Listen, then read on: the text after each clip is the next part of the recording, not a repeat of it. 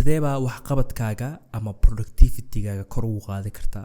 waa waxyaabahan doonaya muuqaalkan inaan ku lafagurno marka soo dhawaada waxaan doonayaa muuqaalkan intaan u guda gelin inaan marka hore idinka codsado inaan muuqaalkan inoo sii share gareysaan sidoo kale haddaan ugu cusubtaa ama platformskeena aad ku cusubtaana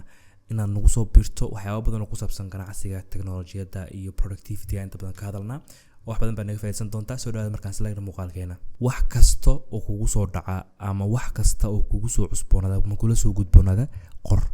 haddii qof uu kula balamo qor haddii qof uu wax ka codsado ama shaqo ku dirsado qor wax kasta oo doonaysid markaa inaad qabatid meel ku qor waa inay jirtaa meel aad ku qorgareyso taskiska aad qabanayso muhiim ma taskiga inuu yahay taski muhiim ah ama mid aan muhiim ahayn ama mid aan loo baahnayn in la qabto laakiin marka hore adigu qor waxaad samaysataa to-do list isticmaal application aad ku qorato ama waxaad samayn kartaa inaad buuggaaga notebook ku qorato so qodobkan wuxuu ku dhahayaa wax kasta oo doonaysid inaad qabato ama aad isleedahay qabo qortan waxay keenaysaa markaa in aad meesha ka saarto ilowshaha inta badan waxaa la yidhahdaa productivity qofka waxyaaba hoos u dhiga waxaa ka mid ah qofkii inuu shaqada ilaabo marka shaqadana uu talgasho xilliga haddaad ilowdo waxaa laga shaqo kale oo ku xigtay inay booska ka riixato oo dib markaa ay kaaga dhacdo marka qor wax kasta qabanaysid hadhow baan ka hadli doonaa qeybaha dambe in shaqooyinka muhiimadooda la eego laakiin qodobkan horta waxaa weeye qor wax kasto qasab ma waxaa qortay inaad qabatid laakiin waa inaad xusuusataa marka hore kadib markaa go-aankeeda qaadataa qodobka labaad ee waxqabadka kor ugu qaadi karto waxaa weeye inaad isticmaasho waxa la yidhaahdo sharciga 2 daqiiqo so sharciga 2 daqiiqo wax kale maan wuxuu ku dhahayaa haddii ay jirto shaqo marka aad qabanayso laakiin shaqada aad ku qaban karto wax ka yar 2 daqiiqo ama la eg 2 daqiiqo shaqada marka ha qorin iminka maxaa idin lahaa shaqo kasta qabanaysid qor Soomaa sidoo kale waxaan doonayaa inaan idin yiraahdo shaqo kasta oo aad qabanaysid haddii shaqadaas ay tahay shaqo fudud ha qorin taas waxay keenaysaa marka shaqada in aad markiiba halka aad ku cunto oo marka isdhaafiso muhiimadda aan qor idin lahaa waxaa weeye inaadan ilaabin tanna marka waxaan kusii xoojinayaa shaqada hadday tahay shaqo fudud bliiska isaga buuxin hadhow waxaa laga inay culays kale ku sii keenta ama 2 daqiiqo wax ka badan ay kaaga baxaan ama waqtiga qabanada ay ku dhaafto marka wixii fudud ee marka aad qaban kartid isbar in marka aad qabatid oo meesha ka saartid oo isticmaal waxa loo yaqaano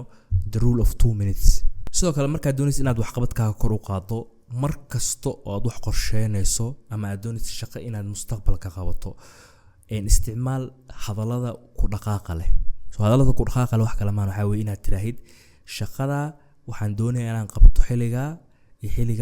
waxaan ku qaban doonaa halka hadduu Ilaahay yiraahdo isticmaal marka kelmado ku dhaqaaq leh waxaad skillaas ana isticmaasho kelmadaha sida inaad tiraahid shaqadan waan qaban doonaa oo kale ama shaqada mar baan qabanaya marka wixii noocaas ee aan adigu waqtiga muhiimka ah iska daa waqtigaas aad loo minhana qorin marka aad leeyahay shaqada qor ayda laftirkeedu waxa weeye in qaabka aad u qorisid ama aad u nood gareysanaysid ay noqoto qaab ku dhaqaaq leh oo adigu naftaada aanad qiyaamin okay shaqadan baan qabanaya waxaan qabanayaa xilliga hadduu Ilaahay yiraahdo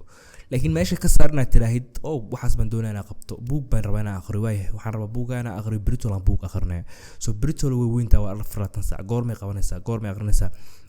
markaas waa inaad waqtigaaga daraasayso oo aad tiraahdo goormay anigu firaaqo leeyahay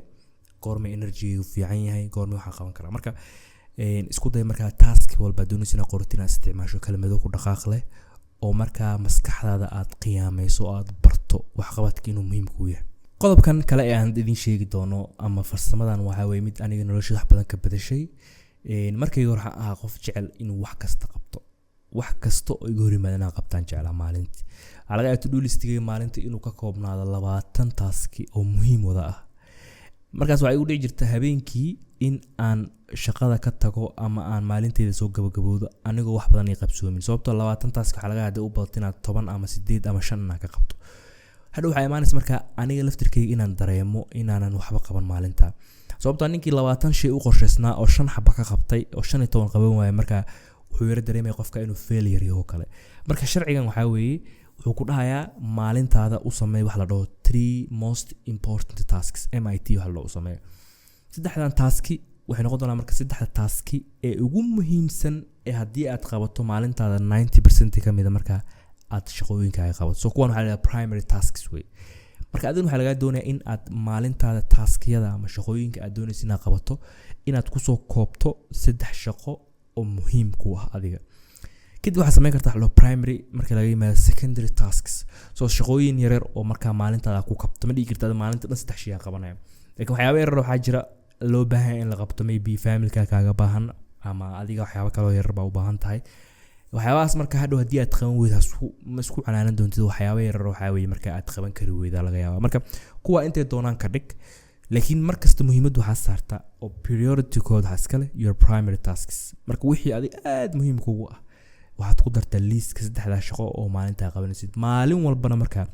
subaxdii marka soo kacda ama habeenkii marka sii saxanaysid waxaa qorataa 3 shaqo ee kuugu muhiimsan maalintaada oo aad doonaysid marka inaad qabato soo 3 shaqo hadaa qabato maalintaada waxay ka dhigantaa marka adigoo firfircoon oo faraxsan inay kugu dhamaato aragtidan kale ee aad ku horumarin karto wax qabadkaaga ayadan waxa weeye waxay ku oranaysaa